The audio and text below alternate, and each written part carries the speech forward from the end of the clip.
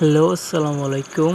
আমি নিয়ে এসেছি আরেকটি ভিডিও। আপনারা দেখতে পাচ্ছেন আমাদের ঘরে নতুন ছোট ছোট বাচ্চা ফুটেছে চীনা হাঁসের। এই যে দেখতে পাচ্ছেন মুরগির নিচে অনেকগুলো বাচ্চা বসে আছে। প্রায় 14টার মতন ডিম ফুটেছে দেখতে পাচ্ছেন। কালো, সাদা অনেক রকমের আপনাদেরকে দেখাচ্ছি। অনেকগুলো আছে মুরগির নিচে। এই যে দেখতে পাচ্ছেন হাঁসের ছানাগুলো অনেক ছটফট করছে খাবার খাওয়ার জন্য। ওদেরকে নামাবো আরেকদিন পরে, আরেকদিন থাকুক ওদের মায়ের সঙ্গে, থাকলে একটু বাচ্চাগুলো শক্তিশালী হবে। এই যে দেখতে পাচ্ছেন বাচ্চাগুলো অনেক সুন্দর, কিন্তু